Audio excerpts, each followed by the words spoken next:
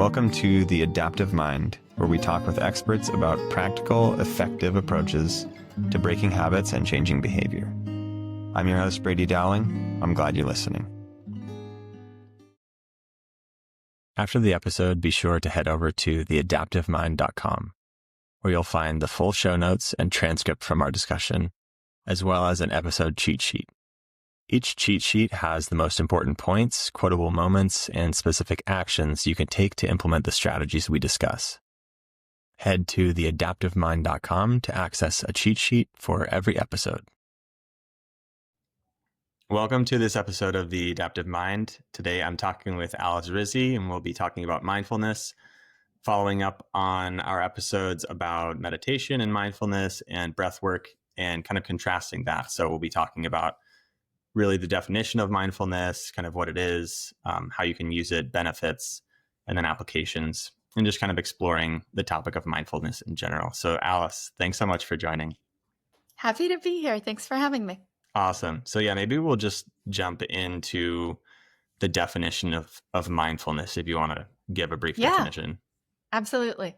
So there's not like a consensus on the one definition of mindfulness. So when I started my business, I created my own. So the way that I define mindfulness is that it's the quality of being present in the moment with awareness, acceptance, kindness, compassion, curiosity, and non-judgment. Now, you don't have to memorize those 6 factors. They're just the things that I found that when people practice mindfulness, they cultivate these things. And if these things are important to you, then mindfulness will help you be more aware, accepting, kind, etc. Cool. So yeah, it sounds almost like a menu where you can pick like the things that matter most to you, but the thing that you mentioned at the forefront is being present in the moment, right? Yeah, with those things. And I do think that it's important because a lot of people think that mindfulness might be just awareness, but you're actually not being mindful if you're not doing it with like an attitude of curiosity and non-judgment, if you're not bringing some sense of compassion and kindness to it. Otherwise, you're just being aware. Okay. Yeah, that's insightful. So then just kind of building off of previous discussions on meditation, how does mindfulness meditation differ from other forms, let's say breath work or other things you can do? Yeah, there's so many different types of meditation, and mindfulness meditation is really just one style. And even within that one style, there's lots of different ways to practice mindfulness meditation. The hallmark of mindfulness meditation is that there's not necessarily a way to do it wrong, as long as you're following the main principles, which I can go over. But there's also like this aspect of non-striving. Whereas in other meditation forms, there is generally like some kind of a goal or intention, right? Like to clear your mind, or like to be totally zen and focused, or like to practice a specific mantra, or to have like a religious or a spiritual thing to it. Whereas with mindfulness meditation, it really is just about the present moment with that sense of curiosity, non-judgment, and interest. When your mind wanders, which it inevitably will, it doesn't mean that you're doing it wrong. You simply notice it and gently bring it back to the present moment, whatever you were being aware of then. So you can do a breath work practice. You can do a body scan. You can pay attention to one of your senses.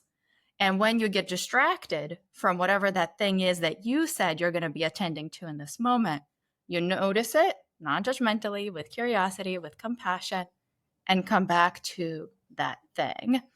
So other forms of meditation might say you're doing it wrong if your mind is wandering, or you're too distracted, or you should be blah, blah, blah. With mindfulness, it's like if you get distracted 100 times, then you simply are mindful of the fact that you got distracted 100 times. And then you have the opportunity to practice shifting your attention and awareness back. So it's all like an opportunity just to observe what is happening in this present moment with that sense of curiosity, etc. Cool. Yeah, I really like that. And it seems very like disarming to the idea that, oh, I'm not good at meditation, or like I don't have a good, I know I feel this way sometimes. It's like my attention span isn't very good. I'm on a Mm, computer all day, or like I can't just sit and concentrate on one thing. And so mhm. hearing you define it like that is like, I'm not good at meditation, and neither are you. You like do it. That's it. It's Yeah. like getting into that. Absolutely. And like when I was in grad school, one of my supervisors was especially like a great supervisor for mindfulness, because I used to think like, oh, that person is too fidgety. They shouldn't be that fidgety. And she kind of helped me realize like, no, like we're simply mindful of the fact that today that person is fidgety, or today I am feeling fidgety. Today I have like more energy or more movement, or today I feel more still and more calm. Like feeling calm and focused and still doesn't mean that you're good at meditation. Noticing when your mind has wandered and bringing it back, that's a hallmark of the successful practice. And it doesn't matter if your mind wandered 5 times or 500 times. It's in the noticing and coming back to. That's the practice. Yeah. So we'll get into like challenges and myths and hesitations Mm-hmm. from your perspective later. But I'll just kind of plug that I think for me, when I was very unfamiliar with meditation and like getting into it, I was really nervous to Mm-hmm. do a meditation. Like, I don't think I'm going to be good at it. Once I notice my breath, once I notice my heartbeat, then it starts to rise. And so like I would get nervous about these things, and that kind of put me off. Absolutely. And I've had like clients tell me, well, I'm feeling anxious. I shouldn't be feeling anxious. I should only be feeling relaxed. No, like sometimes during the practice, you realize I have anxiety. I am worried about something. I am frustrated or angry about something. And again, like the only intention is to observe that that's happening in this moment. So therefore, you are simply mindful of being anxious, of being angry, of being sad. And you can bring that attitude of compassion, kindness, non judgment towards yourself. You're not bad or wrong for feeling these things. These things are simply a part of this present moment. Yeah. So building off of that, we've talked a bit about meditation, and mindfulness is not just confined to meditation. Right. Is that right? How does it Yeah. differ from meditation, or how could you do it outside of meditation? Yeah, so it's such a good question. And it's absolutely one of the myths that a lot of people have. They think that mindfulness just means meditation, they think they're synonymous, and they're actually not. So I differentiate between formal mindfulness and informal mindfulness practices. So the formal mindfulness is a meditation. It's time that you set aside specifically to practice these mindfulness skills, to practice being present in this way. Day-to-day mindfulness or informal mindfulness can be done anywhere, anytime, with any task. So the easiest thing for me to like give an example of is like if you're doing the dishes, you can choose for like a minute to do the dishes mindfully. And so during that time, you might notice like the smell of the dish soap, the texture of the sponge, the temperature of the water. So you're choosing intentionally to direct your attention in this way to that task that you are doing. You can practice mindful eating, again, by shifting to what does the food feel like in your mouth? What does it taste like? How heavy is it? What are the different textures? How does it feel when it lands in your stomach? So, again, when you're opening yourself up to your 5 senses, you are inherently being present. You are grounded in this moment because you can't feel your senses in the past or in the future. You can only be with your senses right now. So that's like one of the tips that I share with people. Like the easiest way to practice day to day mindfulness is just to shift your attention to what you can see, what you can hear, what you can smell, what you can taste, what you can touch. So yeah, it sounds almost like just like really expanding Mm-hmm. like your current experience, and like exploring this for lack of a better term, like exploring the present moment in ways that you maybe haven't before. And that's that expansion of awareness, right? That's why so many people think that mindfulness is simply being aware. Because rather than just, let's say, being aware of your email, you expand your awareness to how your body temperature is in this room. And then you expand your awareness to the sounds of the birds chirping outside or like your colleagues talking. And then you can expand even further into like what you might be feeling inside. I say further, but sometimes the expansion is actually internal, right? Like, what is my heart doing? Am I sweating? Like, do I feel uncomfortable somewhere? Is there a pain or a tension? So rather than just being aware of the email that you are writing, now you're aware, like you have this expansive awareness of the present moment beyond just the email. And that's just the awareness piece, right? We're not even talking about like the acceptance, the kindness, the compassion, which are, you can integrate and expand into the practice as well. Okay.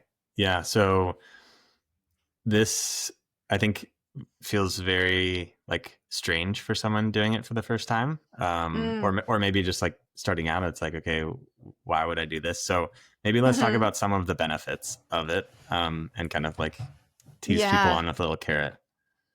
I love talking about the benefits of mindfulness because they are so vast.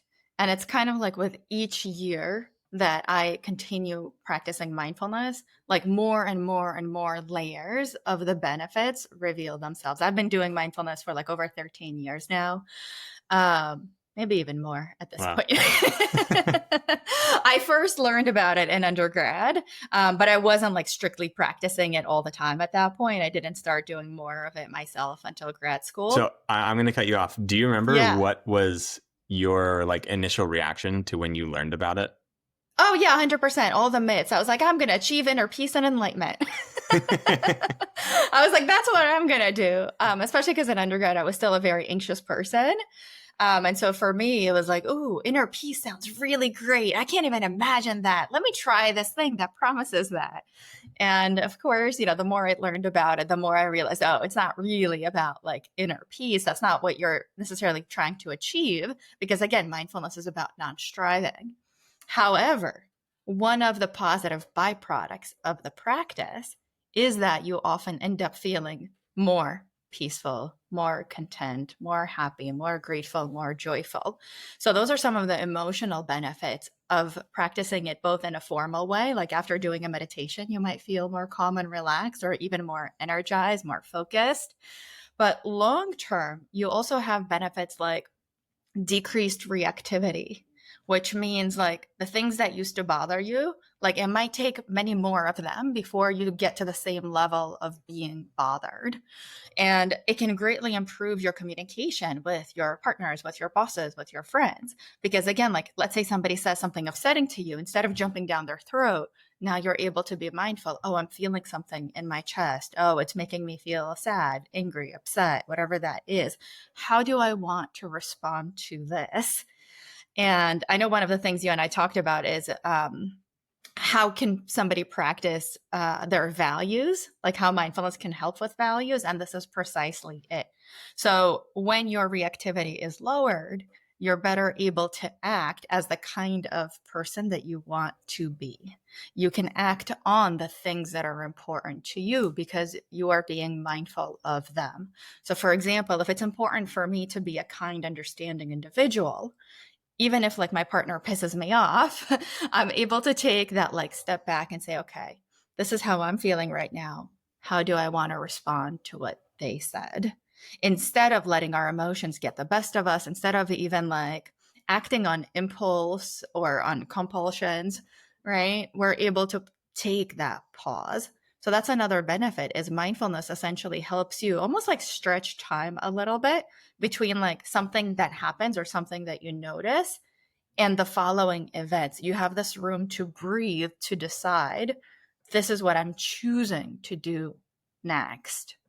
And again, like those are just like some of the benefits. There's so many more. Yeah. So it sounds like when you're practicing mindfulness, you're like developing this muscle of observation and kind of basically what you Intention. described. What's that? Intention. Yeah. So like observing, and then kind of in the case where you're practicing mindfulness, maybe in a meditation, you're like acting with intention, which is really mentally, and then you're kind of like exercising this muscle. So then when you get into game day, and you're like actually in life, Yeah. then you're able to basically use that same muscle and kind of react or not react in a similar Yeah, fashion. exactly.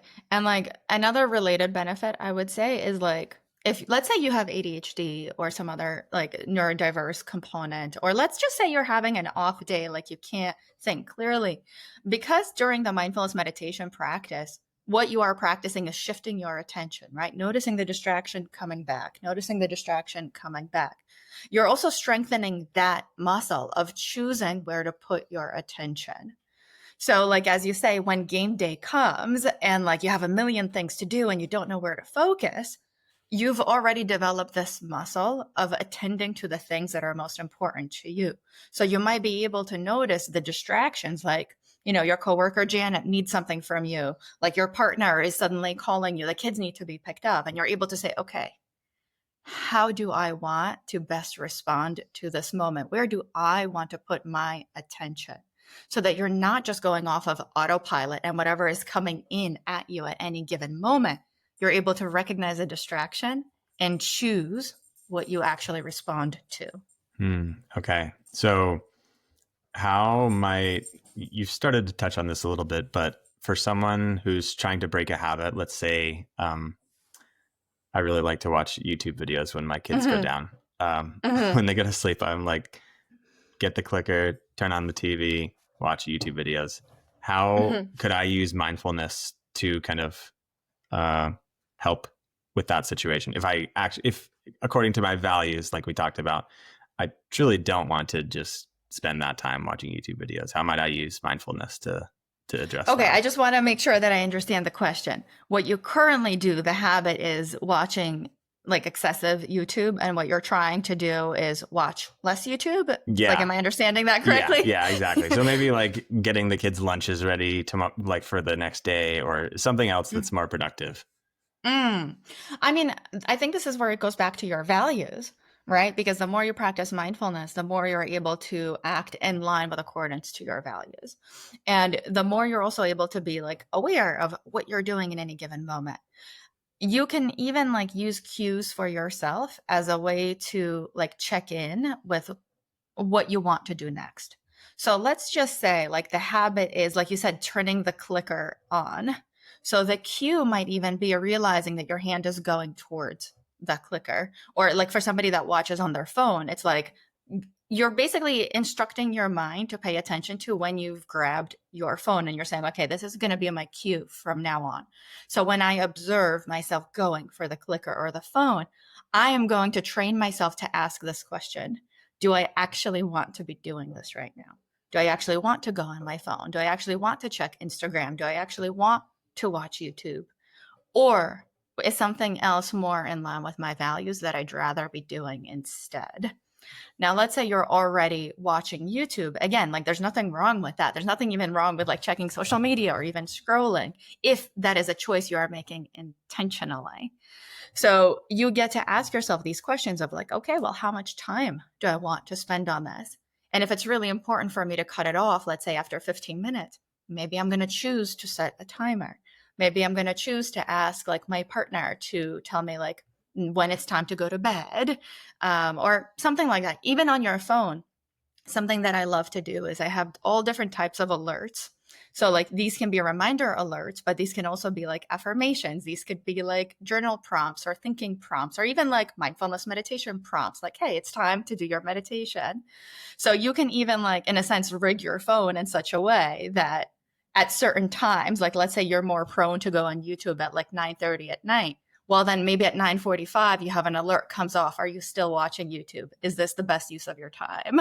Or something along those lines. Is this what you really want to be doing right now? Yeah. So yeah, it's almost like putting something in place to kind of hijack you out of that state and be like, okay, this is the state that you want to be in. And rather than like hijack you from it, you can think of it as like taking you off of autopilot into like manual mode. Like in manual mode, like you are in charge of yourself. You get to decide what happens next. Most of us are in autopilot most of the time, right? Like we're just following routines and programming and conditioning that we've been doing for years and years and years.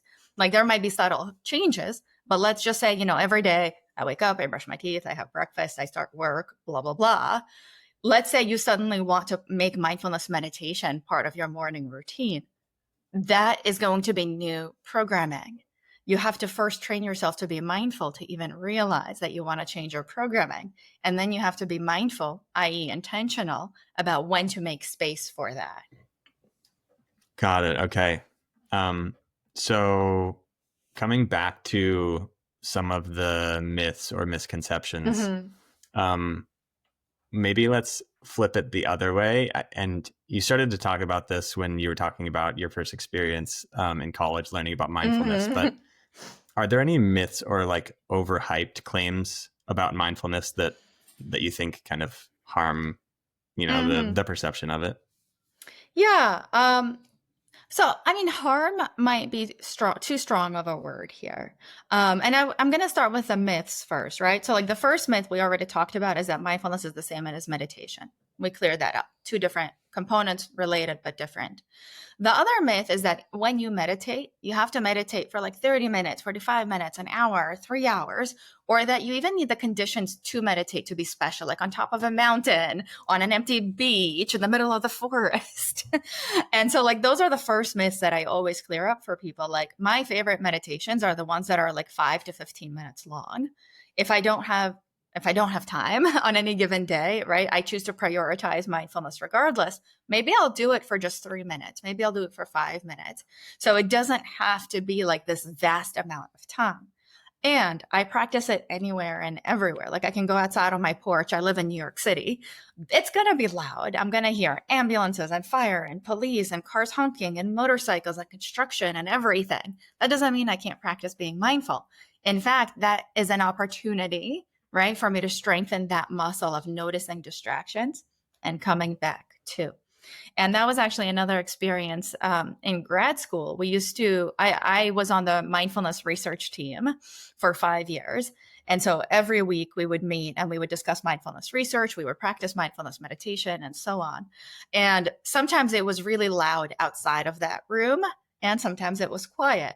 And in the beginning, when I just joined, there was really this impulse of, can we put a sign on the door? Like, please be quiet, or like meditation in progress or something like that.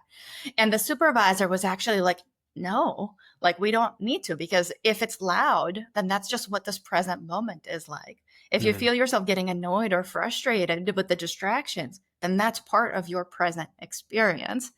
And it does teach you like, well, I don't need to always try to get rid of something uncomfortable.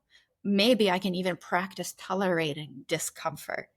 And that is such like a powerful shift, especially for so many of my therapy clients, is like, that is a great, great benefit. You learn that I don't have to avoid anything and everything uncomfortable. In fact, I'm fully capable of tolerating it. And I even grow as a person when I do.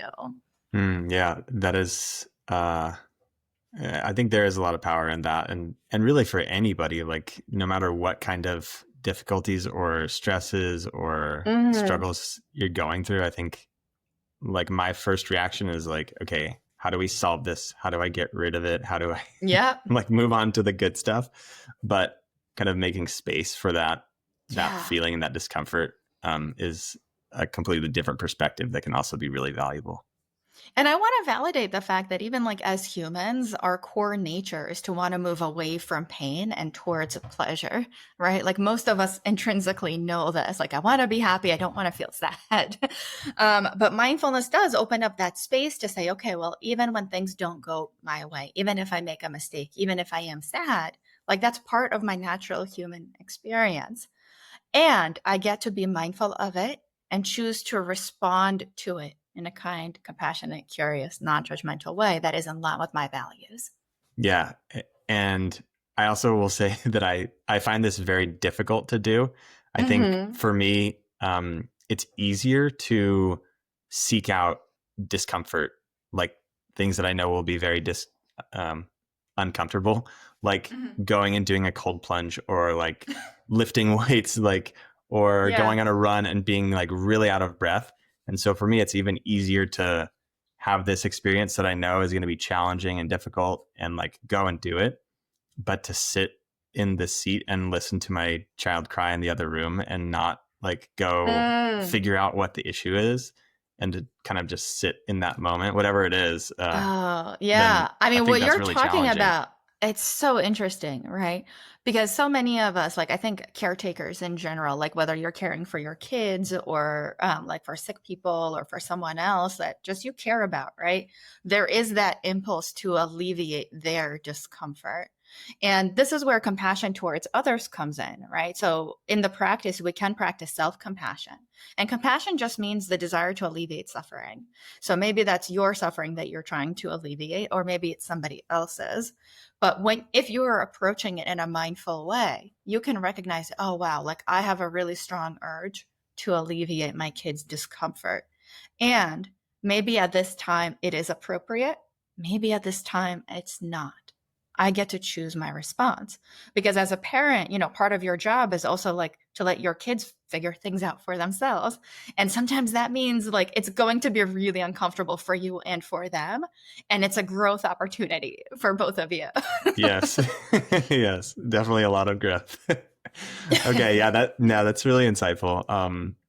I tell people straight out, like mindfulness is not a cure-all. Like there are vast benefits across like all different areas of your life, but I wouldn't call it like a magic pill or like if you do this, you'll be happy forever. Like absolutely not. And so like anybody who's advertising it as a cure-all, like that might be doing some harm. There is also some research that like maybe mindfulness meditation is not appropriate for everyone. So like anybody who's had like a psychotic episode or significant trauma or like significant mood dysregulation, I will say that my personal opinion is that it depends because I think a lot of the studies that have been done where they did show like that maybe mindfulness is counterproductive has been on almost like extremes, right? Like, so people that went on like a 5-day silent retreat before ever having practiced mindfulness, like I think I might go crazy if I go on a 5-day silent retreat, Yeah. like there are certain, like any skill, like you build up and you work up and you train, or like the person that again, like is having a lot of inner turmoil and suddenly they think that they need to do a 3-hour meditation. Like, yeah, that might do some harm. Like if you're not used to tolerating even any amounts of discomfort. And so like you're turning your attention inwards and there might be anxiety, there might be depression, there might be trauma. And if you're not trained, you don't know what to do with that yet, right? So the way that I teach people about mindfulness and mindfulness meditation is start where you are. If you can only tolerate 3 deep breaths a day, great, start there. If you can only allot 3 minutes every day to some mindful breathing, great, start there. Like I think the real harm comes like with anything when there's like too much, when there's that extreme. If you're just opening yourself up to your senses, I mean, that's really just being a human being. And I think anybody can practice doing that. Like, what can I see? What can I hear? What can I taste? I don't know how much harm would actually come from doing it that way. Right. Yeah. And so that leads actually really well into the next thing and kind of the last thing that we'll touch on, which is how someone can get started. So you mentioned just Mm-hmm. like taking 1 or 2 minutes to notice what you hear, see, feel, and Yeah. so on and so forth. Any other thoughts on that? Yeah, and maybe I can even share like the way that I make sure every day to integrate it into my life is like I spend most of my time like seated in front of the computer and I have a window right here. So like once an hour or once every couple of hours, I will deliberately get up and go to my window. And this is where I do that like senses practice, right? Like what can I see? What can I hear? Like I'll close my eyes for a moment. I'll take a few deep breaths. I'll feel that sense of gratitude because oftentimes when we're present, we tend to be more grateful, right? Like, look at the sun shining in the beautiful sky. Look at that squirrel like rummaging through my plants, how cute it looks. And you get this moment of just like appreciation and awe for nature, for yourself being able to witness these things. And it literally doesn't have to take more than a couple of seconds. And then you turn around and you have that choice of, do I go back to whatever I was doing? Or do I want to do something else? Do I need to go to the bathroom? Do I need to feed myself? Do I need to take a nap? Do I want to do some reading? So, again, like one of those benefits that mindfulness opens up for you is this freedom of choice. When you're mindful, when you're present, you get to choose what happens next. The hardest thing about mindfulness is remembering to do it. So that's why when you're just starting out, it can be helpful to have those like prompts or alerts even on your phone, or like to have your like mindfulness alarm, or like that pop up that like reminds you to go stand by the window or to go do a mindfulness meditation. A lot of times, like when it comes to habits, I'll talk about habit pairing. So pair something that you already do regularly with the new habit, which could be mindfulness. So let's say every day you wake up, you brush your teeth, maybe either immediately after brushing your teeth or just before you do your mindfulness. Or maybe every day at 1 o'clock you eat lunch. Maybe first you stand by the window, you practice mindfulness, and then you go make the lunch. Right. So, like starting out really slow with whatever is doable or manageable for you, making it a habit or a routine. The more you do it, the easier it will be to remember to do it. And from earlier, right, if you remember, like there's not really many ways to do it wrong, as long as you're remembering to be mindful. At that point, great. What am I noticing? What's in my awareness? What can I accept in this moment? Can I approach it with kindness, compassion, curiosity? Cool. Yeah, that sounds great. I think I'm going to start the habit of walking up to the window, just like you mentioned. That seems really simple and approachable. Mm-hmm. Okay, and great. Notice your mood, right? Mm-hmm. Like, just how does this make me feel? Like, whether it's like rainy or sunny, what effect does that have on my mood? When I see animals or don't see animals, how does that affect my mood? How does my body feel when I even just approach the window? For me, it's like I relax, like, oh, this is a nice moment, right? So, and the more you notice, like, those types of benefits, the more that's going to also increase your motivation or desire to keep practicing, because you're going to notice how much you enjoy it, how appreciative you are. And it like that's what starts creating like those spaces or gaps of appreciation in your day. And it really can impact your mood for the rest of the day. Amazing. Okay. Awesome. Is there anything else that we've maybe touched on, or thoughts that you've had that we might have skipped over, that could be helpful to share? For sure. So I know like one of the questions that you had for me earlier off the recording was regarding like actual, like I think physical changes. I don't remember how you worded it. And if I believe this is the case, is that like when people do brain scans of meditators and non-meditators, the people who meditate have more gray matter. And so, like, there absolutely are physical changes that occur to the brain that we can see on brain scans. Now, related to that, you know, I always talk about the concept of neuroplasticity, which is that our brain is flexible, it is malleable. Like you can change your habits, you can change your routines, you can change even the type of person you are, you can change aspects of your personality the more that you practice. And so that's not necessarily something that we might specifically see on a brain scan, like, oh, now you're a kinder person. But that's something that you can notice for yourself is like, well, I used to do things this way and now I do things that way. That's because like the neuroplasticity of your brain allowed you to change the kind of person you are as a result of this practice. Awesome. Okay, great. I think that's a great place to end. I think there are a lot of things that I've learned from you, Alice, today. So I appreciate that. I'm going to go stand next to the window and notice notice what I'm feeling and how things are. If you don't mind, like this shameless plug, you know, one of the first like resources that I created when I started my mindfulness business was it's a free mindfulness toolkit that everybody can sign up for. And it basically like teaches you like, what are the core differences between like mindfulness and meditation? How is it different from like relaxation or flow? How do I practice it?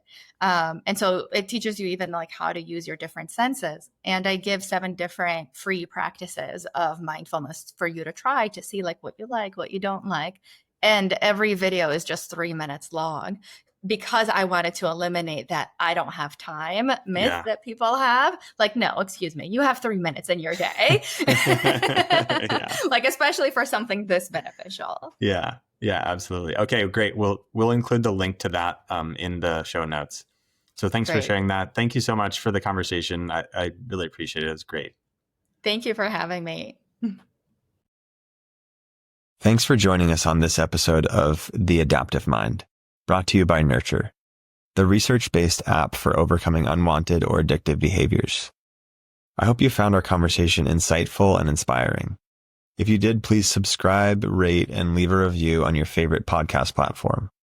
Your feedback helps us reach more listeners and continue bringing these learnings to people that need them. Remember that you have an adaptive mind that does incredible things every day, and it's capable of even more. We'll see you in the next episode.